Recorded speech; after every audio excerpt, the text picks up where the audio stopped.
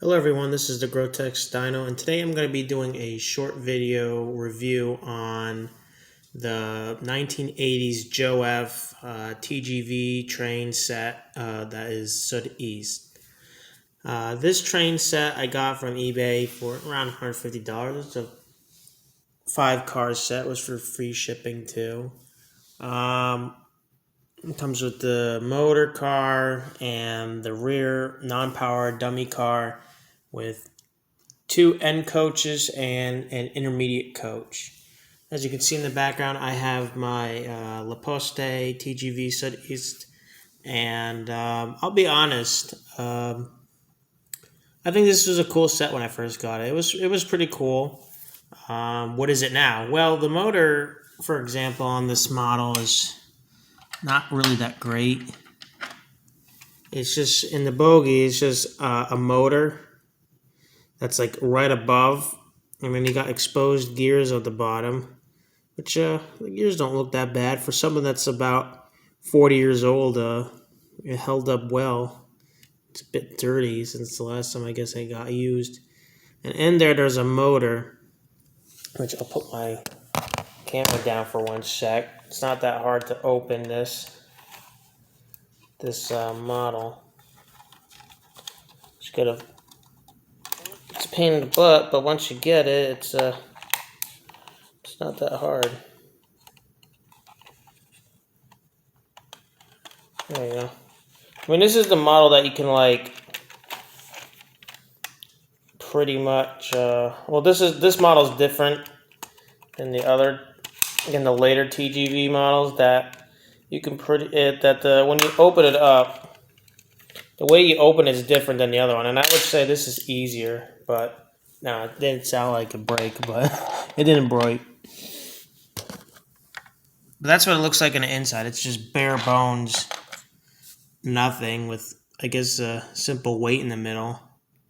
Some pickups for the front truck, which I don't think do enough at all. And then there's that ancient 3-pole motor. And I talked with my buddy Charles, and he says this is a really crappy design. And yeah, it really is. There's just a gear that connects with another gear, which I believe may go to worm gears below that run these little gears.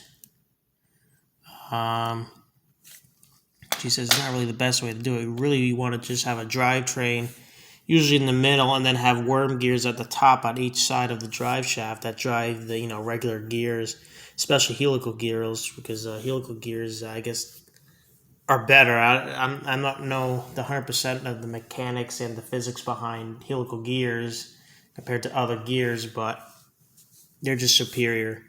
Walthers, if you're an American, well, of course, most of the people watching will be American, would know that if they ever open up their latest proto models or their mainline models, they'll see those helical gears in the worm gear drive, and they would probably tell if they're running these trains after probably a couple of years, a lot, driven them hard, they'll know that those are pretty quality miles. But compared to something made 40 years ago, well, obviously, it's this is a dinosaur.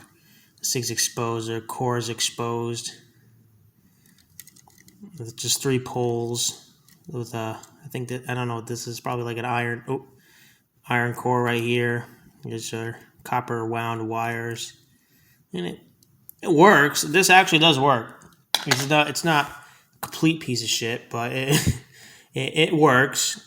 Barely, especially on clean track. There's basically traction tires on all 4 wheels. Okay. I guess this thing wasn't really powerful after all. I'm kind of interested how it would pull the rest of this 4-car set, to be honest. I don't have the boxes for these, unfortunately. They came in wrapped up in like bubble wrap. It's the only pickup it has, which is just a dummy truck. And these wheels, I mean, they're engaged. They're engaged with the American HO. This is made in France, though. The later version of the Jouef was made in China, but I think at that point it was bought by Hornby. But yeah, I guess this is my first attempt of telling the difference between the different versions and whatnot that came out throughout time. If you get the first one, just so you know, you got a lot to work with in here. You could probably do some 3D printing to make a cradle for a 5-pole skew-on motor, and then you're gonna have to probably cut a hole in the front truck so they can make some custom bogies or some spare modern Jouef bogies, especially the rear one. This one's got to pretty much be gutted out too. Unfortunately, you might have to 3D print a new hole maybe. You're going to have to definitely rip that out. New truck. However, this is not a pain in the butt to open compared to the other one. This one, you just pull the tab on the back, and then the top shell comes off. And then compared to that shell, it's basically, this line right here is basically the bottom of that one's shell, and you can't really see tabs in the side like that. The truck for the motor has like these holes in the side that I guess it tabs into, and it's all right. It's not awful. It doesn't turn as well, to be honest, but it gets stuck a bit. I don't know why, but probably because it's on this metal rod, really, that allows it to swivel and rock back and forth. But I guess for the time, it's pretty cool. It's pretty interesting. It just has a regular rack and pinion for just like the steam engines for HO. There's no LED source. This is the top of the shell. You would have to probably cut out that stick if you want to really make use of your room if you're going to heavily modify this. I'm not 100% sure if I'm going to really 100% like try and heavily modify it. And there you go. You just have a white plate. So if you want to put LEDs in there, you're going to have to replace it and make your own custom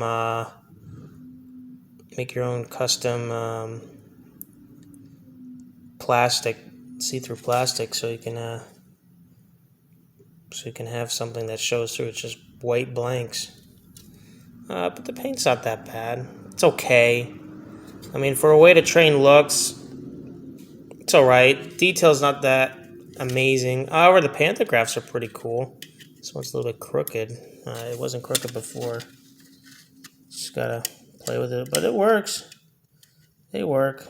They both go up and down, although they're not, I guess, as realistic in design as the other one I reviewed, the newer one. I heard that top piece, this piece right here on that one, can move up and be removed, but I'm not going to do that. I don't know how tough it is to remove that. This one doesn't. This is pretty much as bare minimum because, it's 1980s. This is a plastic model. This is really just for, for kids who that probably came into a set. Yeah, it's standard DC, obviously, and really simple, although, it drives pretty crap. The motor's a dinosaur. It barely runs on its own. I'll just leave it at that. And I cleaned the wheels on the pickups, and even the track was clean, too. I made sure. And this thing was struggling. It couldn't even do a full lap. Which is a shame. You might think, oh, well, you wasted money. Well, yes and no. I'll be honest, yes and no.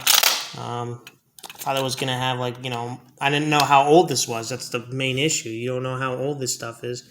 Did I ask for a refund? Not really, because, I knew I was getting into. The guy didn't really hide anything. I'm pretty sure he didn't know exact age, too, or maybe he did. But there was no age on these things.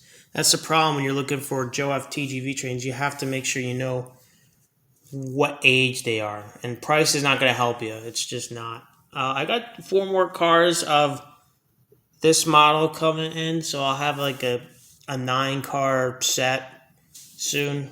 But they're probably going to take a month since they're from France. COVID, all that's going to make it take longer. However, when I get the whole set, I might just, if I again, this is like something you really have to tinker with if you want to make it like as close as possible to being good as the modern one that I have on the track on the layout right now. So, is it a bad model? It looks okay. I mean, it's probably one of the cheapest ones you can get, but just letting you know, if you see, those intermediate bogies, that's how you know it's the 1980s model. That's what I figured out. This is the one from the 80s, the intermediate one. And check the wheels too. The wheels could probably be a dead giveaway as well. And it just clicks back in. Push the back a bit, should go in too. I'm gonna have to give me a minute. I'll just close it up. It's kind of similar to the other Jouef that you have to close the front first, then the rest. But that's when the similarity ends. It's just rest is just snapping back into place, clicking it back into place. And that's it. Really, I mean, as a model, it looks good. I think it looks good for what it is. It's simple. I know the orange looks more orange, but it's actually just a slight bit yellow in real life. If you see these pantographs too, with minimal detail, nothing painted brown or anything like those insulators are on top, that's how you know this is the 1980s one. Pretty much one of the oldest. The wheels too, those are big wheels. The wheels on that are smaller on the modern TGV that I have with the La Poste set. And if it says made in France, just be careful. It probably is the oldest one. If it focuses, you can't really see it that well, but it does say made in France, and it says Jouef right there on top. It's orange on orange, so it's not gonna be that easy to look at.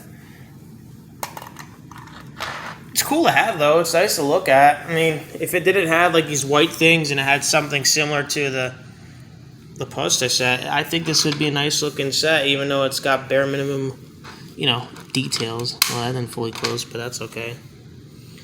To take these cars apart is simple.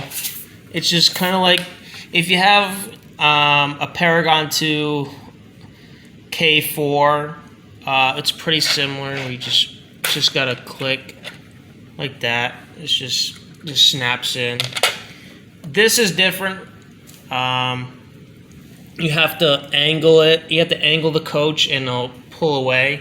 It's got like a one of those. If you have the Bachmann K4S that just came out recently, I did a review on that one.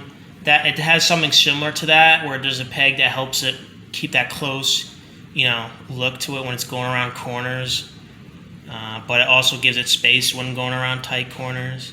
It's a weird. It doesn't have a Y shape, but it just has one peg that fits into a Y-shaped hole or groove. And then there's like two like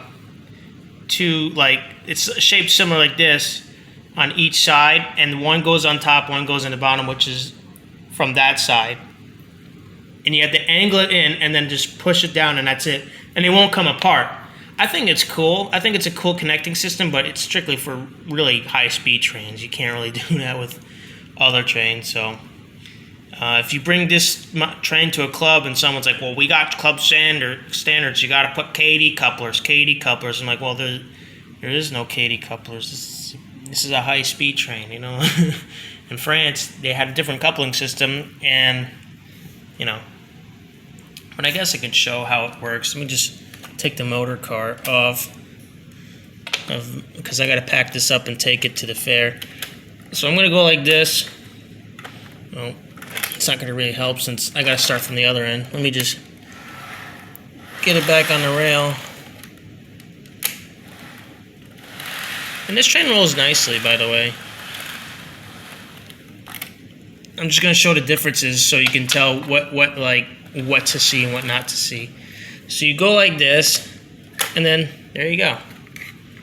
There's the pinion I was talking about, and there's the clamp. And in there, There's another clamp, and there's that pinion right there.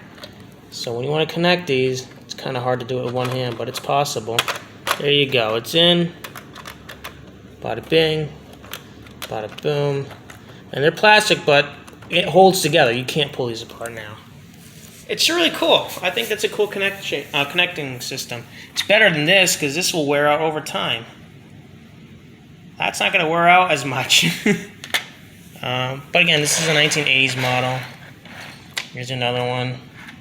Just remember, check the color of the grade too, the saturation, I guess, because a 40-year-old model is going to look much different in terms of the grade quality. Or maybe this was the actual grade that they used. I'm not 100% sure. There's another pinion for the back car.